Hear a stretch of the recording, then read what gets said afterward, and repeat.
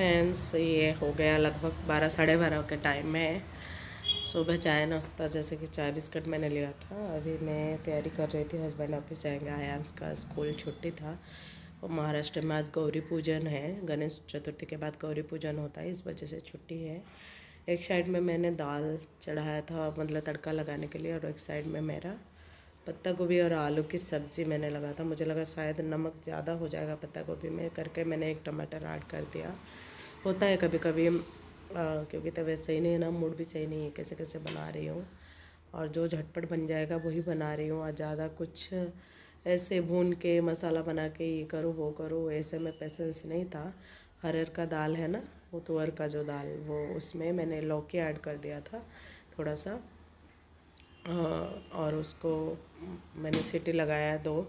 और उसके बाद टमाटर वगैरह कुछ ऐड नहीं किया, सिंपल प्याज और जीरा, सरसों और हरी मिर्च और एक सूखी लाल मिर्च का तड़का लगाया। सिंपल सा दाल है, कोई मसाला वगैरह कुछ नहीं है। यहाँ तक कि टमाटो भी ऐड करना भूल गई थी मैं।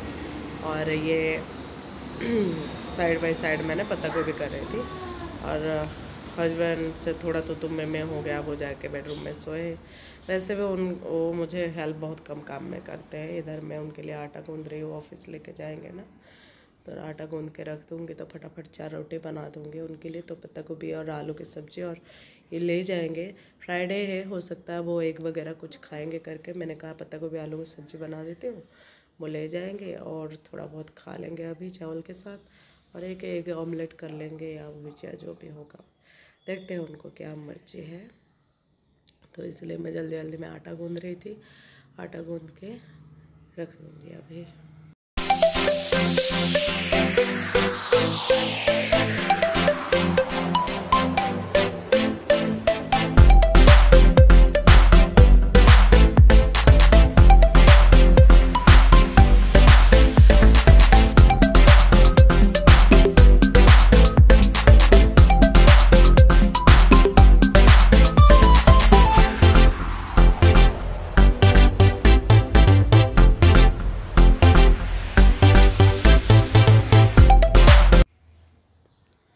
इधर मेरा पत्ता गोभी और आलू की सब्ज़ी बन के रेडी हो चुका था, और मैं तावा चढ़ाया उसमें साइड करके कढ़ाई को।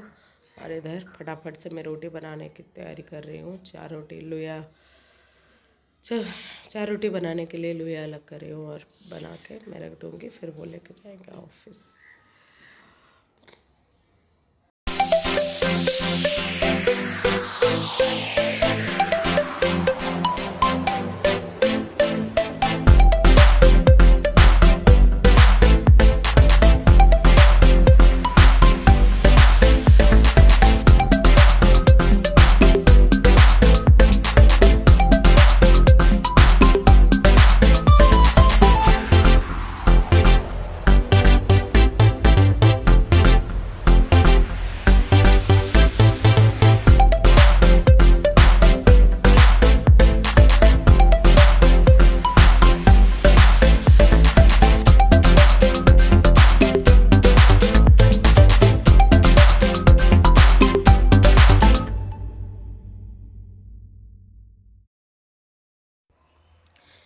फ्रेंड्स, इधर मेरे सारे रोटी बन चुके थे, और थोड़ा सा आटा मैंने बचा के रखा था रात को। मैं मेरे लिए 2 रोटी बनाऊंगी करके मैं थोड़ा एक्स्ट्रा गूंद लेती हूँ दिन में, और रात को तो कम गूंदती हूँ, लेकिन दिन में अगर हस्बैंड जब ऑफिस जाते हैं ना, उस टाइम थोड़ा ज़्यादा मैं आटा गूंद लेती हूँ। थोड़ा बहुत मैं अपने लिए बचा के रात के लिए रख देती हूँ। और यहाँ पे है लास्ट रोटी पड़ा था, लास्ट रोटी हो चुका था। तो फिर मैंने क्या किया ना, मेरे जैसे कि कॉमन आदत है हमेशा साफ़ कर लेना, साथ साथ हमेशा साफ़ करके।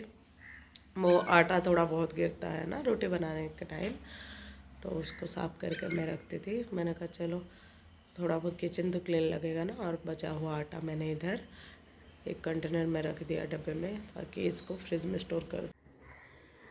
हेलो फ्रेंड्स, नमस्कार, जय जगन्नाथ। कैसे हो आप सब? उम्मीद करती हूँ आप सब अच्छे होंगे। मैं भी ठीक हूँ। और अभी टाइम ऑलरेडी 12:30 हो चुका है, और मेरा इधर दाल चावल सब्जी रोटी सब ख़त्म है, बना चुकी हूँ मैं। सुबह चाय बिस्किट खाया था मैंने नाश्ते में। तबीयत पता नहीं सही नहीं है, क्या करूँ। गले से आवाज़ से आपको पता चल रहा होगा, आँखें पे सब फूला हुआ है, माइग्रेन भी है, बीपी लो है कि बॉडी सेवरिंग हो रहा है। कल होल डे सिर्फ रोटी खा के रही हूँ, 2 रोटी, और इवनिंग को टमाटो सूप लिया मैंने। और तबीयत बहुत ज़्यादा मतलब ऐसे चल रहा है ना, कुछ करने को मन नहीं। क्या करो करो कंप्लीट करो बाबू, बहुत सारा होमवर्क पेंडिंग है। हम उड़ीसा चले गए ना, इस वजह से आयांस का बहुत सारा, पता है ये सब में ना बच्चा ही पिस जाता है। फिजिकली नहीं मेंटली भी स्ट्रेस होता है, क्योंकि अभी देखिए इतना सारा होमवर्क है। एक तो इसके पापा ने इसका लेट एडमिशन कराया, ऊपर से इधर उधर भगाते रहते हैं। उसी बीच में ना मैंने उनको बोल रही थी कि तुम खुद ही चले जाओ, हम दोनों को घसीट के लेके गए। अभी यहाँ पे देखो बच्चा की तबीयत तो बिगड़ा, जो बिगड़ा उसके साथ इतने सारे, आप देखिए per day 5 to 6 page homework आता है, क्लास वर्क अलग, ठीक है। और अभी 12 से 15 दिन का पूरा पेंडिंग वर्क है। इतना सारा करने में हम गए तो कम दिन के लिए, लेकिन आगे पीछे ऐसे हो जाता है ना तैयारी व्यारी करने में, ये तो ध्यान नहीं रख पाए। और जब से ये न्यूज़ आया था घर का मेरे ससुर जी का, तब से वैसे भी दिमाग सही नहीं था, घर में किसी का मूड सही नहीं था। तो इसका इतना वर्क है, बताओ। ये जितने बुक्स इधर रखा हुआ है ना, ये सारा होमवर्क इसका है। इंग्लिश कंप्लीट हो चुका है, हिंदी लगभग ख़त्म है, मैथ आधा हुआ है, ईवीएस है, कंप्यूटर है, मराठी है। इतना सारा है कि क्या बताओ। और भी 2-3 बुक्स स्कूल में है। कल मैंने इतना स्कूल से मंगा के लेके आई हूँ, क्योंकि इनके स्कूल में होता है ना, बुक स्कूल में रहता है, बच्चे सिर्फ नोटबुक रखते हैं, बुक्स घर पे नहीं देते।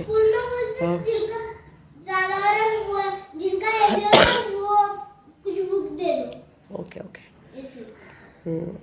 तो वो ऐसे कर देते हैं। और अभी भी 2-3 बुक्स स्कूल में है, 3-4 बुक्स, और वो भी जिस दिन देंगे। और पेंडिंग और 26 से पहले सब कंप्लीट करना है, क्योंकि छुट्टी हो रहा है सारा स्कूल। ओलंपियाड भी है, आयांस ने ओलंपियाड के लिए जाने आने में कोई प्रैक्टिस नहीं किया।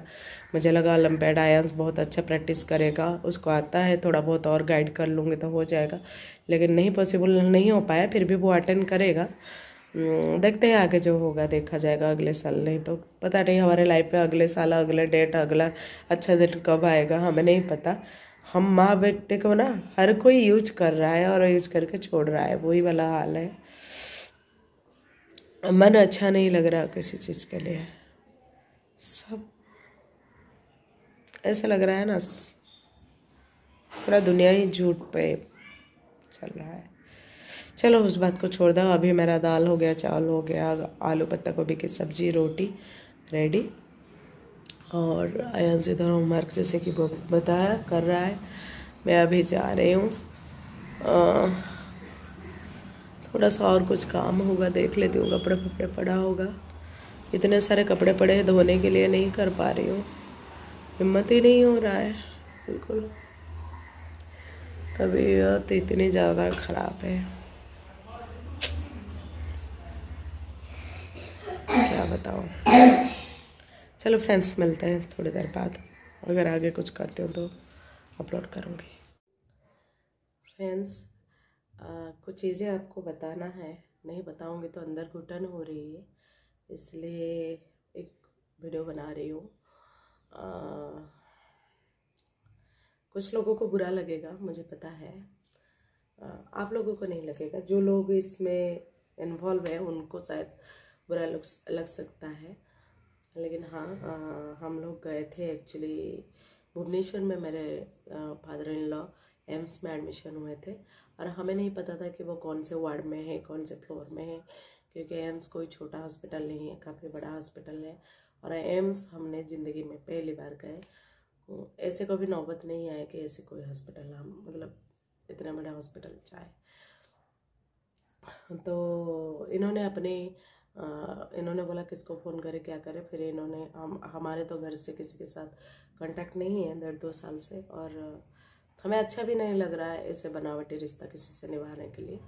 फिर भी उनके पापा पढ़े हैं करके इन्होंने बीच वाली ननंद है ना, उनको फ़ोन किया कि दीदी और कहाँ है पापा, किधर है पड़े, तो उन्होंने बोला इधर इधर जाओ, ये फ्लोर में है, तो करके हम गए। फिर ऊपर जब गए तब देखे मेरे जेठ जी नीचे बैठे थे और मेरे ससुर सोए हुए थे। फिर मैंने दोनों को जैसे पैर छूते हैं वो किया, और फिर उसके बाद मैंने मेरे ससुर पापा जी के पास मैंने बैठा और उनको पूछा हालचाल क्या है। वो देखते ही पहले हमें देखने से पहले उन्होंने पहले ऐसे करके, जैसे एक मिनट, एक मच्छर है ना वो मुझे परेशान करा, एक कहीं से घुस गया क्योंकि नेट लगा है ना, मस्कीटो नेट, घर में घुसना पॉसिबल नहीं है। आजा बिट्टू आजा, मैं तो मारूंगी पक्का बेटा। बहुत बड़ा है, दिन में जो होता है ना डेंगू वाले मच्छर वो है, और बहुत बड़ा सा भी है, और वो टिकेगा तभी तो मारूंगी। अरे ठाकुर, नहीं मैं पैरों पर उठा लेती हूँ, खा जाएगा नहीं तो मुझे। और खाने से कुछ नहीं है, हॉस्पिटल कौन जाए, अभी कोई कम मेडिसिन खा रही हो कि और हॉस्पिटल जाना है मेरे को। पता नहीं कहाँ चला गया। हाँ तो फिर आएगा तो मैं मारूंगी उसको। फिर उन्होंने पहले पीछे होके, मतलब ऐसे बैठ था ना, हम ऐसे उनके पैरों के साइड से गए, वो पहले पीछे मुड़ के देखे मेरा बेटा कहाँ है, मतलब उनके पोते को ढूंढ रहे थे। वो डर के मारे कह नहीं रहे हैं, क्योंकि ये माँ बेटी उनको खा जाएंगे, ठीक है, उनका दिमाग खा लेते हैं, उनको वो मतलब वो वैल्यू वो रिस्पेक्ट उनको नहीं देते हैं। तो फिर वो देख रहे थे, लेकिन जब ये लोग नहीं होते ना, उनका जो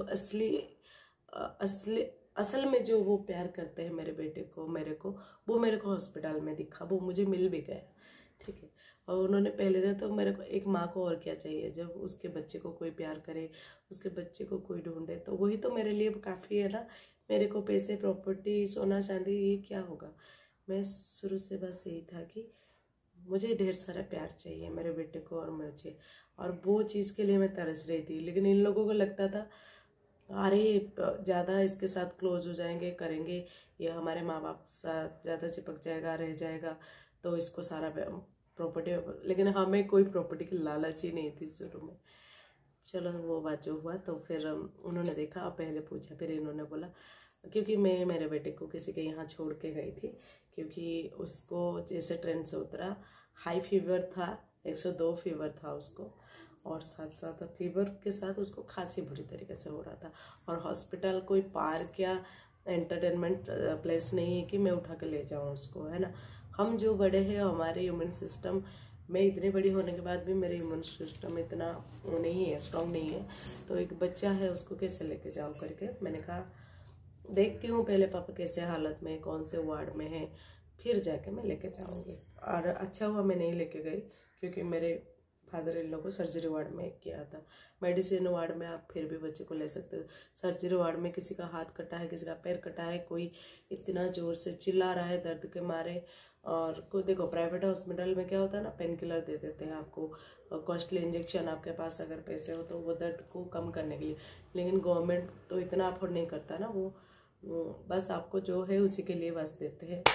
तो फिर बहुत लोग इतने चिल्ला रहे थे, किसी को रड लगा हुआ है, ऐसे टंगा हुआ है, किसी का डायबिटीज बढ़ा हुआ है, उसका पैर कटा हुआ है, मतलब वो आप देख नहीं सकते। और मैं ज़िंदगी में पहली बार सर्जरी वार्ड में गई थी और मेरे को बहुत डर लग रहा था। यार अच्छा हुआ मैंने बेटे को नहीं लिया, उनको समझाया कि अगर आपको नॉर्मल वार्ड में शिफ्ट करते हैं या आपको किसी प्राइवेट रूम में हम रखेंगे, फिर हम लेके आएंगे, तो वो बात में मान गए। लेकिन तब तक क्या हो गया था ना, मैंने डॉक्टर से जाके बात की। एक्चुअली मैंने आपको ये नहीं बताया कि उनको हुआ क्या है। एक्चुअली उनको ना कैंसर हुआ है, और मैं नहीं बताना चाहती थी सोशल मीडिया में, लेकिन बताना ज़रूरी है। और ये नहीं बताएंगे ना अपने आप को, हम माफ नहीं कर सकते, अच्छा नहीं लगता, और ऐसे बीमारी सुन के तो कोई रह भी नहीं सकता। तो हम गए इसलिए, और उनको कैंसर हुआ। एक्चुअली आज से 35 साल पहले उनका एक ऑपरेशन हुआ था, और उस ऑपरेशन में उनको ना जो स्मॉल इंटेस्टाइन है ना उनका, उसमें शायद कुछ एक मतलब पता नहीं, मुझे ठीक से इतना आइडिया नहीं है, उधर कुछ छोटा सा मांस का टुकड़ा रह गया था, और वो फिर क्या बोलते हैं उसको, और ऊपर से इनको हाई हेवी एसिडिटी होता है, तो अल्सर फिर ट्यूमर, फिर वो कन्वर्ट हो गए कैंसर में। ठीक है, कैंसर डिटेक्ट हुआ तो उनको दिखाया, तो वहाँ पे उनका अल्ट्रासाउंड एंडोस्कोपी जो जो होना था वे मैंने सारा रिपोर्ट चेक करी जाके। मेरे हस्बैंड को इतना मेडिकल के बारे में आइडिया नहीं है, मेरे को जितना भी आइडिया है, ज़्यादा तो नहीं लेकिन जितना भी आइडिया है मैंने सारा उनका रिसर्च किया, देखा, पढ़ा, क्यों हुआ क्या हुआ, मैंने गूगल से सर्च किया, फिर डॉक्टर से कंसल्ट किया। डॉक्टर ने बोले देखो उनको एक्चुअली 80+ हो चुका है एज, और 80+ होने के बाद अगर आप उनको केमो दोगे, कुछ भी दोगे, वो तो कहेंगे दे दो, ठीक है, डॉक्टर का कुछ नहीं जाता। लेकिन जो इनके सीनियर डॉक्टर थे, प्रोफेसर जो थे, उनसे जाके मैंने बात की, फिर उन्होंने बोला अगर उनके जगह मेरे पापा होते तो मैं कभी नहीं कहता कि उनको केमो दो, क्योंकि अभी वो बर्दाश्त करने की एज में नहीं है। अभी जितना टाइम है खाए पिए मस्त रहे, यही उनके लिए अच्छा है। और ये बात भी सही बोला उन्होंने, क्योंकि हम अभी इस उम्र में उनको इस तकलीफ में नहीं देख सकते, और केमो कोई इतनी आसान बात नहीं है कि हाँ टैबलेट खा लिया सो गया। केमो देना बहुत मुश्किल बात है और वो नहीं बर्दाश्त कर पाएंगे, क्योंकि जब एंडोस्कोपी हुआ था, जब उनको एक पाइप जो होता है मशीन मुंह से डाला, उस टाइम भी उनको बर्दाश्त से बाहर हुआ था, जो मेरे बीच वाली ननन बता रही थी। और हुआ भी होगा, क्योंकि हमें जब हम कोरोना के टाइम में अपना स्वाब और दे रहे थे, उतने में कोरोना टेस्ट के लिए उतने में हमें इतना तकलीफ हो रहा था नाक में और टांग में, ये तो वैसे भी सॉरी थ्रोट में, तो ये तो वैसे भी और तकलीफ की वाली बात है। तो इसलिए वो बस एक ही चीज़ कह रहे थे, मेरे को यहाँ से ले लो, मेरे को घर जाना है। फिर मैंने उनसे बात करते करते ये नोटिस किया, उनको कहीं ना कहीं एक मन है कि मतलब ये था कि मेरे बच्चे मेरे को किसी प्राइवेट में पैसा खर्चा हो जाए करके नहीं दिखा रहे, गवर्नमेंट में कर दिया। फिर मैंने कहा पापा आप चाहते हो क्या किसी अच्छे हॉस्पिटल में हम दिखाएं आपको ना? उन्होंने फटक से बोला ये बात आपने 100% सच बोला, हाँ इधर डालने से क्या होगा, क्योंकि यहाँ कोई नहीं देख रहा था, सच बताओ कोई नहीं देख रहा था। सिर्फ आते थे बीपी चेक कर देते थे, लंग्स ठीक है कि नहीं वो चेक कर लेते थे, निकल जाते थे, और कुछ नहीं होता था। पहले शुरू में जितना उनको ब्लड और इंजेक्शन दिया गया, सलाइन दिया, ड्रिप लगाया गया, बाकी 2 दिन के 3 दिन के बाद कुछ नहीं हो रहा था। सिर्फ आते थे एक यूनिटी डॉक्टर, उनका नर्स, वो अपने कोड वर्ड में बात कर रहे थे। हम थोड़े पढ़े लिखे हैं इसलिए वो इंग्लिश में जो बताते थे हम समझ आते थे, लेकिन अगर मेरे ननंद लोग जो थे उनको इतना समझ नहीं होता था, तो वो हिंदी इंग्लिश में जो भी बात करते थे समझ नहीं पाते थे। तो मैं जितना समझा उसमें से जाके डॉक्टर से बात की, और उन डॉक्टर ने भी मेरे फादर इन लॉ को बोला ये आपका क्या होंगे बेटी, ये आप उनकी क्या लगोगे? मैंने कहा मैं उनकी बहू हूँ छोटी वाली। फिर उन्होंने बोला मैं हैरान हो रही हूँ आपको देख के, आप तो बिल्कुल बहू की तरह नहीं लग रहे, बिल्कुल बेटी की तरह ख्याल रखते हो, और इससे पहले भी उनके साथ थे। मैंने कहा हाँ वो उनकी बेटी ना, वो लग रहे थे बहू और आप लग रहे हो बेटी, क्योंकि आप इतना पूछते हो, इतना कुछ जानकारी आपको जानना है, ये क्यों हुआ, वो क्यों हुआ, क्या खाना है क्या नहीं खाना।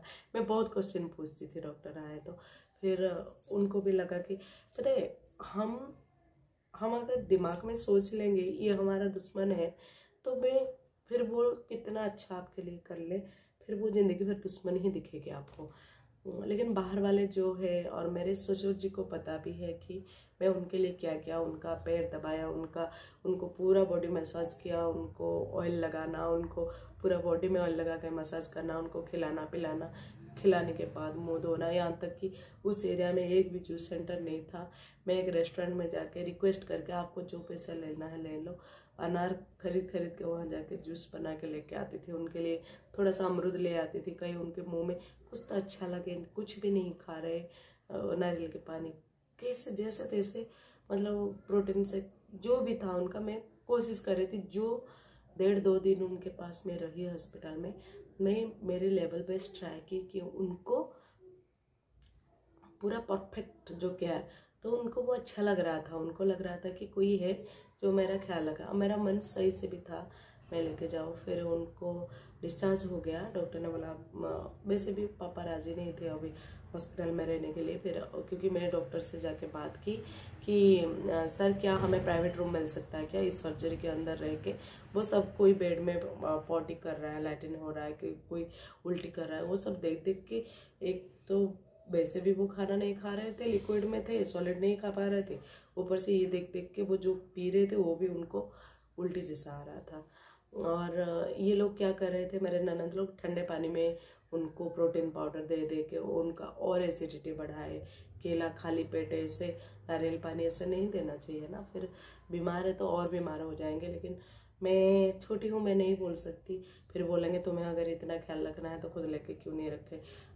और हमें तुमने इस लायक नहीं छोड़ा कि हम कुछ करें, क्योंकि तुम लोगों ने हमें घर से निकाला है, और निकालने के बाद एक बार भी नहीं सोचा हमारे पे क्या बीता, हम जिंदा है कि मरे हैं। अब जब तुम्हें परेशानी हुई, जब मुसीबत आया, तब तुम लोगों ने हमें ढूंढा।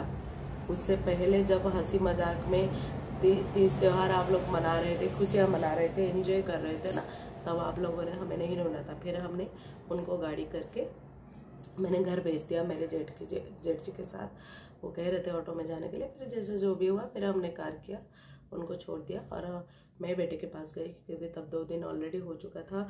ट्रेन से उतर के मेरा बच्चा था, और उसके बाद वो खाया नहीं खाया, मैंने कोई ख्याल नहीं रखा था।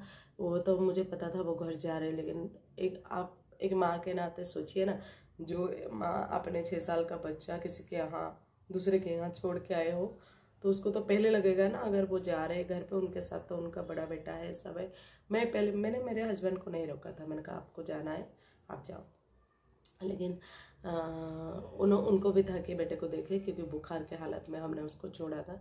फिर हम गए, बीच में हम कार से गाड़ी से उतर गए, और फिर मेरे जेठ और ससुर जी गए, और मैं गई उनके लिए वो ड्राई फ्रूट्स लाने की। डॉक्टर ने बोला हाई प्रोटीन हाई फाइबर सारा देने के लिए, उनको डाइट में शामिल करने के लिए। तो मैंने ड्राई फ्रूट्स के लिए और उनके लिए ओट्स और जो चना चिकपी होता है ना, वो खाने के लिए बोला था। वो जो वो खाएंगे वो सारा मैं रिलायंस में गई भुवनेश्वर में, और वहाँ से लेके जब मैं खरीद रही थी तब मेरे को चक्कर धीरे धीरे आ रहा था, क्योंकि हॉस्पिटल में खाना पीना सोना कोई सही कुछ भी सही नहीं था। जो लोग खा लेते मेरे को सूट नहीं किया। और तुरंत बाद मेरे को फीवर हुआ, खांसी हुआ, सिर चकरा, सब कुछ हो गया। माँ बेटे इतने ज़ोर से पड़े कि, और फिर मेरे बेटे के पास साथ से फिर मैं घर नहीं जा पाई। और ना जाने की दूसरे और एक वजह है, क्योंकि मैं जब हॉस्पिटल में थी, मेरे सास बार बार फ़ोन करके सिर्फ मेरे हस्बैंड को बुला रही थी, तुम आना, जैसे भी करके तुम आना पापा के साथ, तुम आना, तुम आ जाना। मतलब बेटी बहू या पोते को मत लाना, वो चीज़ वो कभी नहीं कह रहे थे। और इतना कुछ होने के बाद भी वो झुकने के लिए राजी नहीं थे। और यहाँ तक भी कभी एक बार भी नहीं बोला कि बहू को लेके आना या पोते को लेके आना, या फिर उसको दे एक बार मैं बात करती हूँ, अगर वो गुस्सा है तो। जायज़ है, हम लोग घर से निकले थे, आप लोग तो नहीं निकले थे ना, तो गुस्सा होना, अभिमान करना वो हमारी जायज़ है।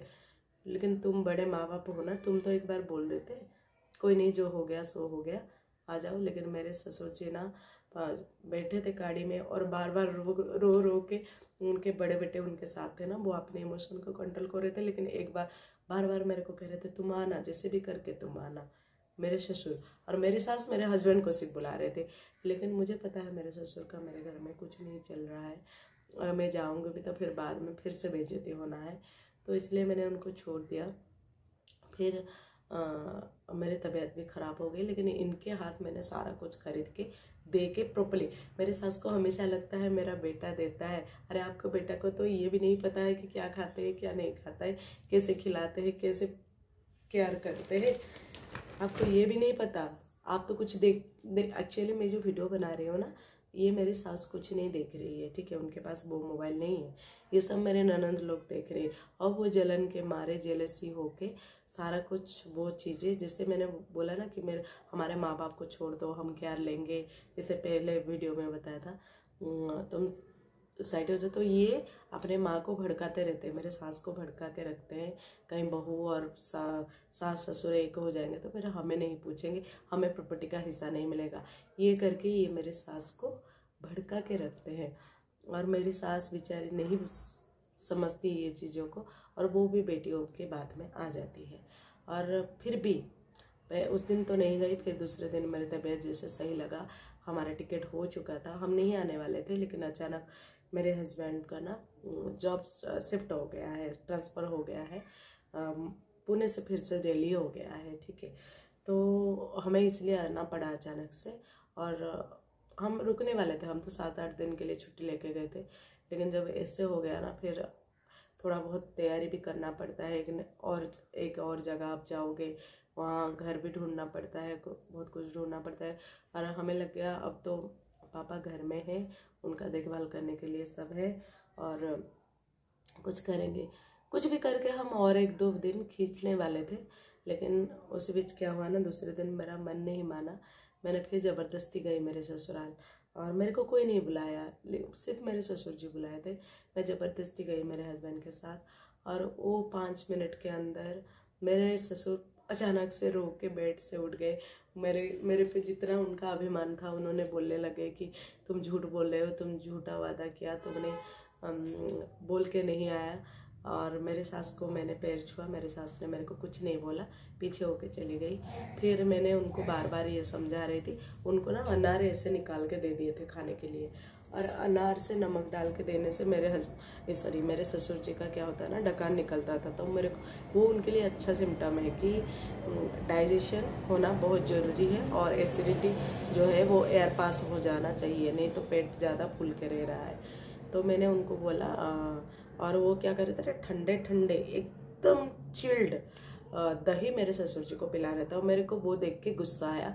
मैंने कहा ये उनकी बीवी है कि जानवर है कि अपने ही पति को मारने में तुली हुई है, बताओ। और सारे बेटियां अपने घर में मस्त, सिर्फ मेरे बीच वाले ननद को छोड़ के बाकी दोनों एकदम निकल जाते।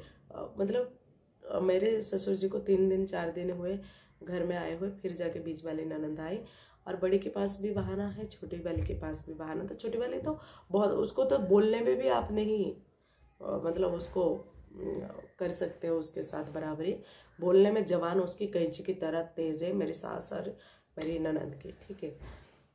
और फिर मैंने उनको बोला, अरे माँ, इनको ना नमक डाल के थोड़ा सा गर्म पानी दो ना, उनका गैस हो रहा ना, वो कुछ नहीं खा रहे, वो आपस में बात कर रहे थे। मैंने कहा ये कैसे दही आप दे देते हो, पूरा चिल्ड है, कम से कम नॉर्मल करके नॉर्मल रूम टेम्परेचर में आ जाए फिर तो देना चाहिए। फिर उन्होंने कुछ नहीं बोला, हम तो ये कर लेते, हम तो वो कर लेते, मतलब ऐसे सुना सुना के आस पड़ोस इकट्ठा करके ऐसे सुना रहे थे। फिर उसके बाद मैंने बोला थोड़ा सा गर्म पानी में नमक डाल के दो, मैंने 3-4 बार बोला, और उन्होंने मेरे को एक बार भी जवाब नहीं दिया। और मेरे हस्बैंड सब देख रहे थे, और मेरे हस्बैंड का कहना क्या है पता है, वो कुछ भी बोले, तुम्हें ज़बरदस्ती उनके साथ रहना है, वो तुम्हें 10 थप्पड़ मारे, तुम्हें कोई बात नहीं करे, तुम बेशर्म की तरह उनके साथ बात करो। और फिर मैंने उनको बोला, अरे माँ सुनो तो, पूरा गाँव मतलब पड़ोसी एकदम 3-4 थे, मैंने अरे माँ सुनो तो, कम गर्म पानी में नमक ऐड करो, मैं कब से बोले जा रहे हो, आप सुन नहीं रहे हो, थोड़ा सा मैंने ऐसे बोला। फिर उन्होंने बोला हाँ मैं दे दूँगी, मतलब उड़िया में बोला हाँ दबा, मतलब हाँ दे दूँगी, ठीक है, यही बोला उन्होंने। तो फिर और कुछ नहीं बोला, उससे आगे ना पीछे। फिर मेरे बेटे को बस घसीट रहे थे, खींच रहे थे, कर रहे थे, लेकिन मेरा बेटा उनका असलियत देखा था ना, वो उनके पास ही नहीं जा रहा था। नमस्ते करा, मैंने बोला पैर छूने को, पैर छुआ सबका, उसको बस अपने दादू को देखना था, उसने नहीं देखा था ना हॉस्पिटल में, तो उसको दिखाने के लिए मैंने पापा जी के पास लेके गया। फिर वो देखे, उसको ढेर सारा मतलब आशीर्वाद दिए, फिर मैंने देखा, फिर हम आ गए। अगर थोड़ी देर भी हम रुकते, लेकिन उनका जो रवैया था ना, मतलब बर्दाश्त से बाहर था, मेरे को वो बर्दाश्त नहीं हो रही थी।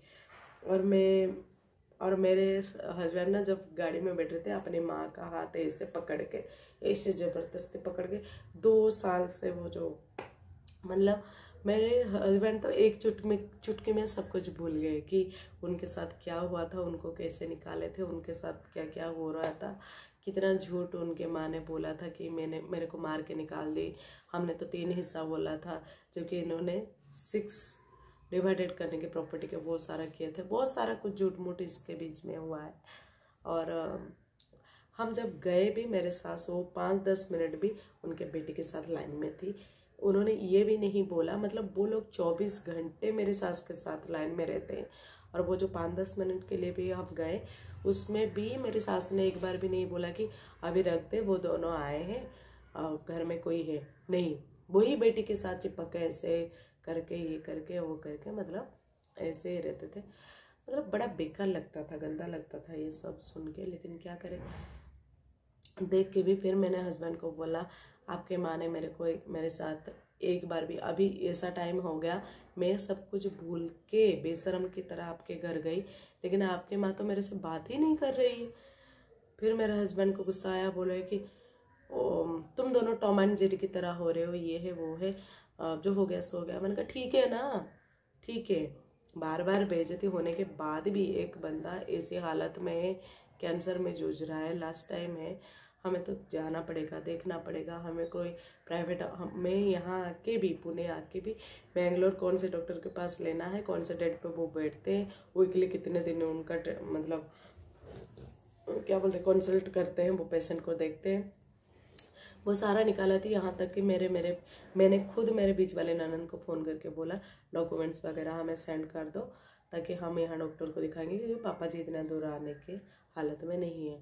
मैं वो बहू हूँ जो आने के बाद, आपकी माँ ने मेरे साथ ऐसा कुछ, इतना कुछ करने के बाद, आपके माँ मेरे से बात ना करने के बावजूद भी मैं पुणे आके मेरे हस्बैंड के दिमाग में इतना सा भी नहीं है, उनको उनके पाप पड़े हैं कैंसर में, लेकिन उनको सिर्फ अपने माँ की परवाह है। मेरे हस्बैंड को इस तरह का माइंड वॉश किया गया है बचपन से कि पूरे दुनिया में सिर्फ उनकी माँ, ये मेरे हस्बैंड नहीं, 5 बच्चों के दिमाग में यही है कि माँ अच्छी है, बाप अच्छा नहीं है। तभी तो मेरे ससुर के ऐसी हालत में भी किसी बच्चे को उनका परवाह नहीं है, सबको माँ की परवाह है, ठीक है।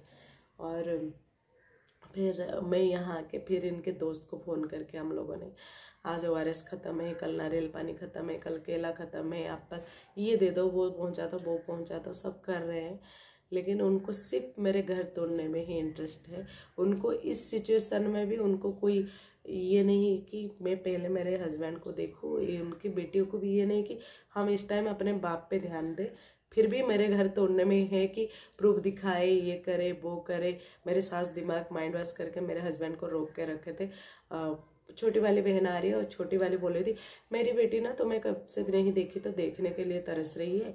कहाँ, कब इतना प्यार कब से जागा भाई, ठीक है, कब से जागा इतना प्यार। उनको था कि मोबाइल पे जो जो चैटिंग हुए वो दिखाना है, और आपके दिखाना से पहले मैंने दिखा चुकी हूँ मेरे हस्बैंड को। आपने जो जो लिखा ना, जो जो उसमें लिखा, जो जो कहा, मुझे पता है आप लोग क्या क्या करने वाले हो। तो उससे पहले आपका, मैं जो आपका सोच जहाँ से ख़त्म होती है वहाँ से मेरा शुरू होती है, तो ये चीज़ तो सोच लो। तो वो चीज़ मैंने मेरे हस्बैंड को दिखाया है, और मुझे पता है कि आप किस लेवल के हो, कहाँ से हो। और आप लोग भड़का रहे हो ना मेरे सास को, तो भड़काओ। मैं एक इंसानियत के नाते मेरे हस्बैंड को बोल के उड़ीसा तक गई, भुवनेश्वर तक गई। मेरी सास ज़बरदस्ती गांव में गई, घर में भी घुसी बेशरम की तरह। मेरी सास ने मेरे पे थूका था, मेरे हस्बैंड पे थूका था, मेरे बच्चे पे थूका था, गेट बंद कर दिया था, हमारे ऊपर थूक मारा था मेरे सास ने। मेरे को बोलते हुए भी इतना तकलीफ हो रहा है ना वो चीज़ें। उस दिन को जब मैं मेरे ससुराल के नाम लेती हूँ, मेरा बेटा पहले चिढ़ता है कि उस दादी के बारे में बोला है जो हमारे पे थूका था। उस दिन भी ज़बरदस्ती, जब 500 रुपये 200 रुपये ऐसा कुछ, 200 रुपये शायद उसको दिया ज़बरदस्ती, और मेरा बेटा बिल्कुल नहीं ले रहा था, ऐसे फेंक रहा था, क्योंकि तुम लोगों से बचपन से उसको कोई प्यार ही नहीं मिला। तुमने सिर्फ अपने बेटियों को देखा, ठीक है, उन तुम्हारे बेटियों के बच्चे को ही देखा। तुमने कभी हमारे लिए कभी सोचा ना, समझा ना, मेरे बच्चे को प्यार दिया। मेरे को तो वो दुश्मन मान के बैठते हैं। उनको लगता है घर में जो कलेश हुआ प्रॉपर्टी को लेके जो है, मैंने भड़काया होगा, मैंने मेरे हस्बैंड को बोला होगा कि जा तुम्हारे माँ बाप से प्रॉपर्टी मांगो, ये करो। मैंने ज़िंदगी में कभी प्रॉपर्टी के बारे में नहीं सोचा, ना आगे सोचूंगी, ना कभी सोच रखा था। ये तुम अपने बेटे से भगवान का कसम दे के पूछ सकते हो। मैं क्या, तुम्हारी बीवी ने कभी तुम्हें बोला घर में जाके पैसे लाओ, प्रॉपर्टी मांगो, ये करो? नहीं। वो तो मेरे हस्बैंड को लगा था कि मेरा इतना मुश्किल का टाइम है कोरोना के बाद, शायद मैं घर जाऊंगा तो मुझे कोई हेल्प मिल जाएगा, लेकिन उसे नहीं पता था कि तुम जो चुड़ैल लोग बैठे हो, चुड़ैल लोग, तो उससे तो कुछ होने वाला नहीं है। और उल्टा तुम लोगों ने मेरे ससुर को भड़का के रखे थे, सब लोगों को इकट्ठा करके रखे थे।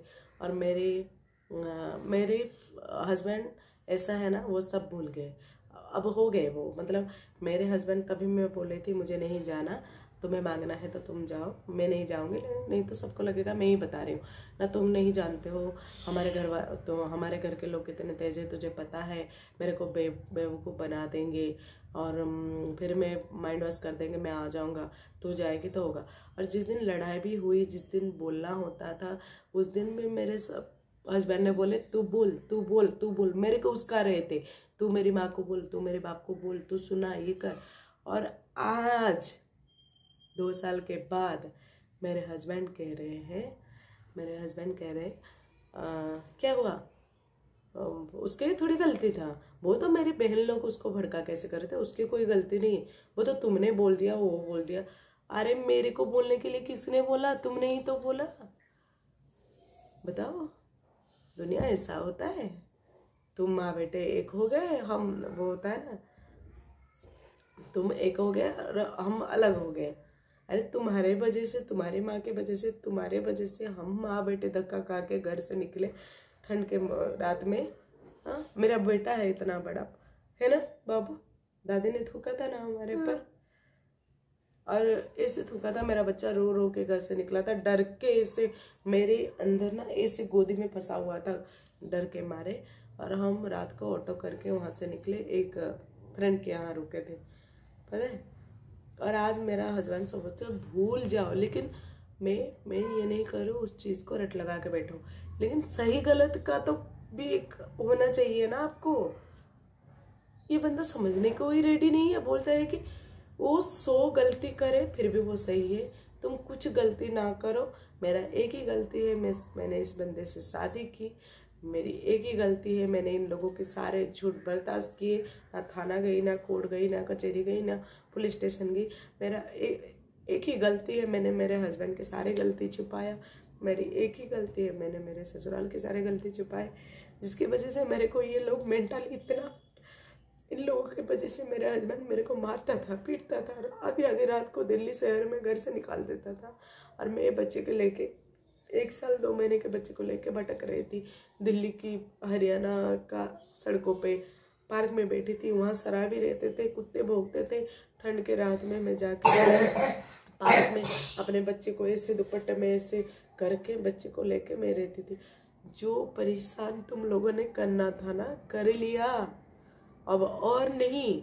और इस वीडियो के थ्रू मैं मेरे हस्बैंड को भी बोलती हूँ, तुम्हें जिसके साथ रहना है रहो, मुझे कोई फर्क नहीं पड़ता, माँ से रहो, बहन से रहो, बाप से रहो। मैंने तो इंसानियत के नाते तुम्हें उड़ीसा जाने के लिए बोला था ना। अगर मेरे हाथ में होता, जैसे मैंने वीडियो में बताया, मैसेज मेरे मोबाइल पे आया था, तुम्हारे पे नहीं, मैं चाहती तो छुपा के रख। अभी मेरे हस्बैंड मेरे को बोले तुमने मेरे को बताया ना मेरे बाप बीमार है, अब भुगतो तुम। तो मेरी गलती है, मैं मानती हूँ, मैं इतनी नॉनसेंस नहीं हूँ। भगवान ने मेरे को इतना निष्ठुर नहीं बनाया, इतना कठोर नहीं बनाया, इतना हार्टलेस नहीं हूँ कि कोई बंदा मतलब मरने के बराबर हो गया, मरने जैसा हो गया। कैंसर मतलब वही होता है ना, अब लाइफ का कोई चांसेस नहीं रहता। तो उस टाइम भी मैं सोचूं कि मेरा बदला है, मेरे सास मेरे साथ ऐसे किया था, मेरे ननद मेरे साथ ऐसा किया था, मैं बदला चुन चुन के लूँगी। ये तो मेरे को अच्छा मौका था, मैं नहीं बताती। कोई मर भी जाता तो तुम्हें पता नहीं होता, लेकिन मैंने बताया। और उसको लेके तुमने जो मेरे को मेंटली जितना टॉर्चर करना है, जितना करना है, 8 साल से करे आ रहे हो, और मैं सब संभाल रही हूँ। अब और नहीं, तुम्हारा झूठ को भी मैं छुपा रही हूँ, तुम्हारी माँ बहन की झूठ को भी मैं बर्दाश्त कर रही हूँ, तुम्हारे गंदी गंदी गाली, तुम्हारी माँ की गंदी गंदी गाली, तुम्हारी बहन की जो बातें, ये सब मैं संभाली हूँ। ऐसे नहीं कि मुझे पता नहीं कौन क्या कब करे, हो सब पता होता है, लेकिन अब और नहीं। बेशक तुम डिवोर्स ले लो, तुम्हारे माँ के पास चले जाओ, हमें ना ये जो छोटी छोटी बात में दिखा रहे हो ना, मैं छोड़ दूंगा तो तू कैसे चलेगी, फिर तेरे बेटा कैसे खाएगा, स्कूल में कैसे एडमिशन करेगा, वो मैं सोच लूँगी, ठीक है, वो मैं सोच लूँगी।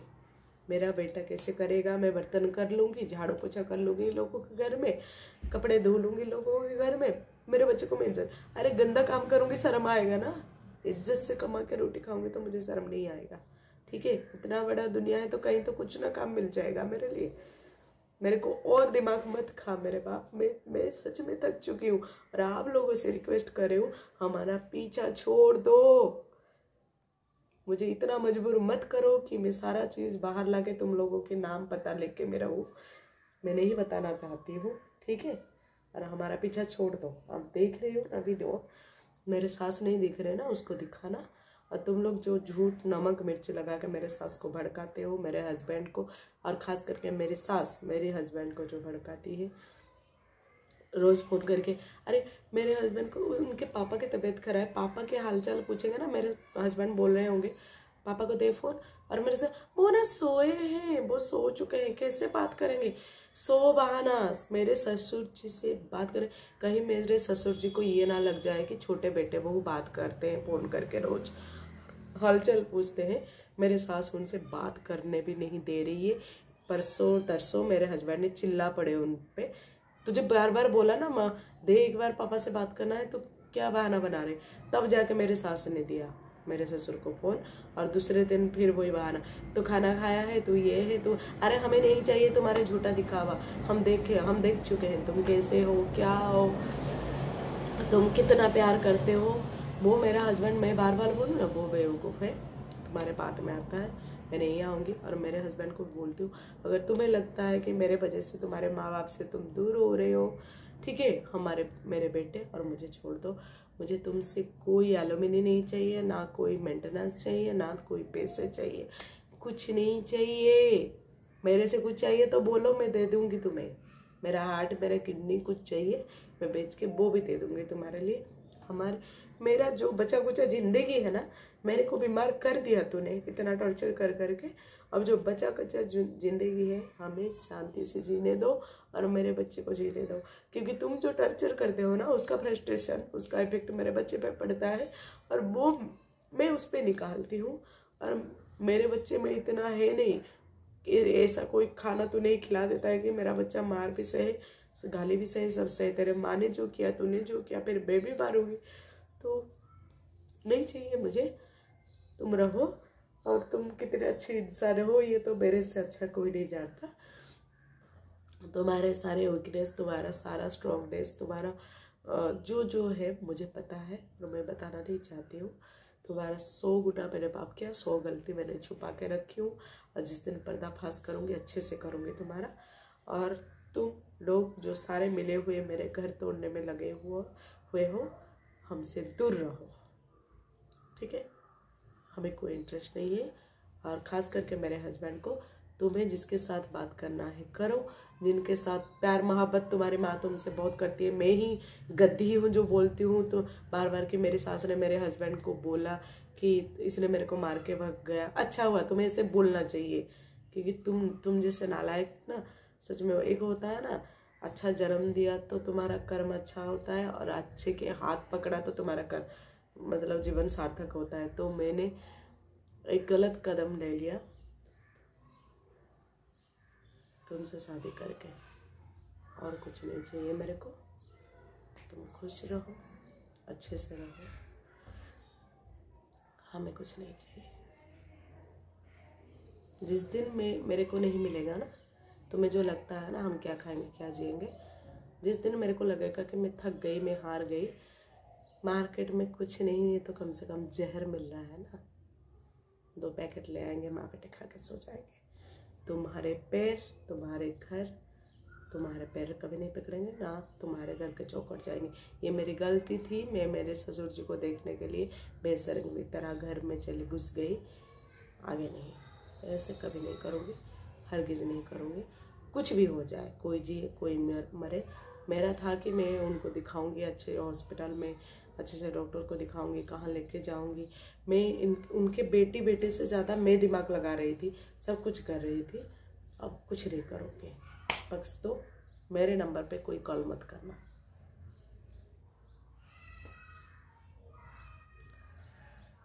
जय जगन्नाथ फ्रेंड्स, ये था मेरे लाइफ का सच जो मेरे साथ हो रहा है, जिसके वजह से ना कोई वीडियो आ रहा है, ना कोई शॉर्ट्स आ रहा है। नहीं पता आगे क्या होगा। जो भी होगा, आप लोग अगर साथ में होंगे तो मैं कमर सीधे करके खड़े हो पाऊंगी। अभी बहुत कुछ चल रहा है, कुछ भी हो सकता है। जय जगन्नाथ।